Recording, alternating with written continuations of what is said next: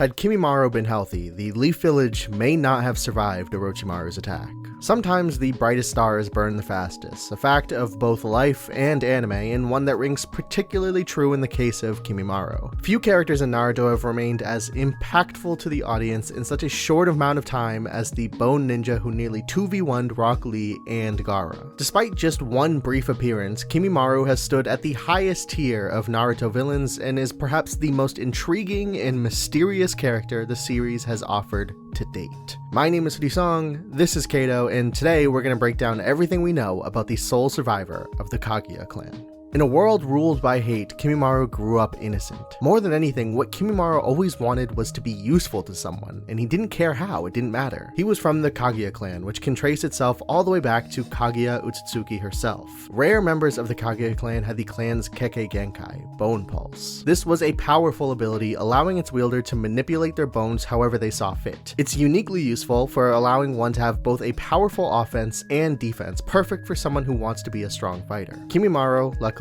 or unluckily, was born with this Kekkei Genkai. This made Kimimaro both very dangerous, but also very useful. His clan decided to leash him, literally putting him in a cage. His purpose from then on would be to solely help the clan in battle. And the clan was no stranger to battle either. By all accounts, they were bloodthirsty warriors famed for their brutality. This eventually caught up to the clan when they tried to raid the village hidden in the mist. In the battle that followed, every single member of the Kaguya clan was wiped out, save for Kimimaro himself. Having lost his purpose as a glorified slave fighter and now the only survivor of his clan, he was left to his own devices. That is when he was eventually recruited by Orochimaru. The Sannin saw in him the same potential that his clan had when they turned him into a weapon. Orochimaru valued his strength the same way, but he had a different goal, that being to turn Kimimaro into one of his future hosts. With Orochimaru's lust for power and ever stronger bodies, it was the obvious move. Kimimaro wasn't kept in the dark about this either. Instead, he was kind of grateful to be useful to someone again. Compared to the way his clan treated him like an animal, one could almost think that the Sannin treated him with more kindness and respect.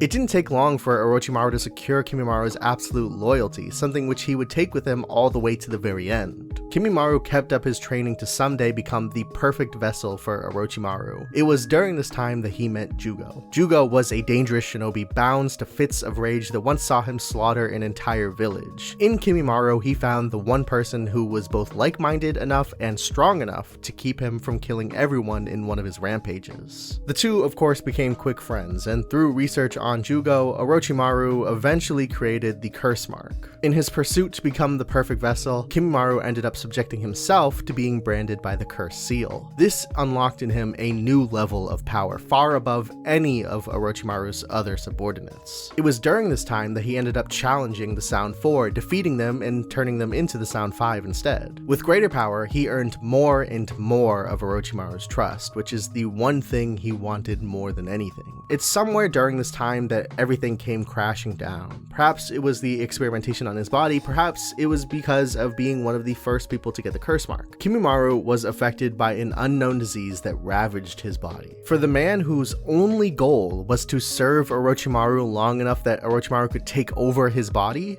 this meant his dream was shattered. Orochimaru would have no use for a defective body. One of the best medical ninja in the land, Kabuto, did everything he could to try to heal him, but it was for naught. The same ancestry that had given Kimimaro his power and his purpose had cursed him with a unique biology that Kabuto just couldn't cure. Now, Kimimaro didn't just have a disease that would someday kill him. His life was in immediate danger. It took all of Kabuto's expertise to keep Kimimaro from dying, but that was all he could do. The disease grew worse and worse until Kimimaro was left bedridden. All this time, even with the disease, Kimimaro was trying to find some way to be useful though. Even if Orochimaru would have no use for his body, he could at least give him strength while it lasted. Now, left even without his strength, what use would he be? The simple answer was that he had none.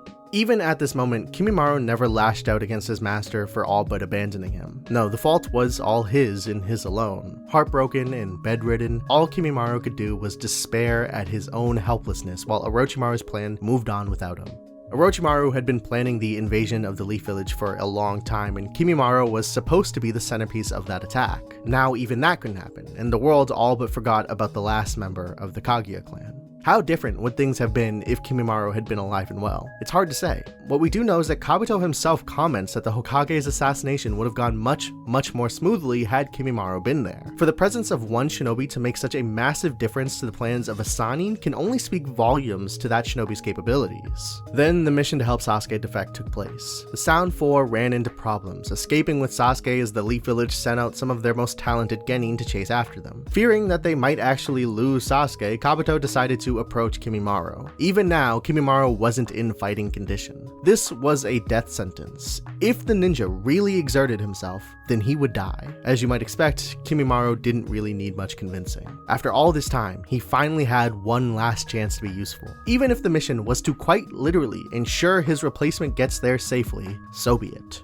Kimimaro caught up to Tsuyuya and directly helped Sasuke escape from Naruto. Here, he's left to stall Naruto by himself for as long as he can. Even on his deathbed, his prowess as a combatant is unquestionable, and it takes Rock Lee intervening for Naruto to even get the chance to go off and chase after Sasuke. Against Rock Lee himself, Kimimaro is a truly impossible opponent. His bones, which are said to be stronger than steel, are almost impenetrable. But even with this unquestionable gap in strength, and even with his life running out, Kimimaro still displayed a surprising level of sportsmanship, allowing Lee to drink his quote-unquote medicine in the middle of battle. Even with the Drunken Fist fighting and Gaara's assistance, all the ninja had managed to do was force Kimimaro into using his first curse mark form. But whether it was facing 3 opponents at once, whether it was by overexerting himself in the final fight, or whether it was simply fate, Kimimaro succumbs to the illness just before he could land the final blow on Gaara. He dies, but even in the end, Kimimaro remained undefeated. But his death was not the end of his legacy in the show. After absorbing Orochimaru, one of the things that Kabuto did was find a way to use some of the Bone Ninja's ability in his new form. In the fight against Sasuke and Itachi, we could see this quite literally when Kabuto manifests an upper body from his stomach that looks just like Kimimaro's. This form allowed Kabuto to use the Bone Pulse Kekkei Genkai. It's truly remarkable to see that even Kabuto, someone going toe-to-toe against 2 Kage-level shinobi, still thinks it's worth it to borrow the abilities of someone who died much earlier on in the show. After his death, we get to see Kimimaro again during the 4th Great Ninja War. Being a powerful shinobi, he was of course revived by Kabuto to aid in the war effort. Even after his death, Kimimaro is just as devoted to Orochimaru as he ever was, seeing Kabuto's new form as an extension of his former master. The Edo Tensei didn't make Kimimaro any less frightening an opponent. Even here, he managed to hold off his share of the allied shinobi forces, and unlike many other revived ninja who were all sealed in some way before the Edo Tensei was finally released, Kimimaro was one of the few who was still left standing and fighting when Itachi finally broke the jutsu. This is the last time we see the sole survivor of the Kaguya clan, but we do end up seeing what Kimimaro's Kekkei Genkai might have been really capable of in the form of Kaguya herself, who uses her own bones and techniques like the all-killing ash bones that can instantly turn anyone they touch into dust. It's hard to say if Kimimaro would have ever reached this kind of strength had things been different, but just the possibility existing makes it a truly tragic what-if situation.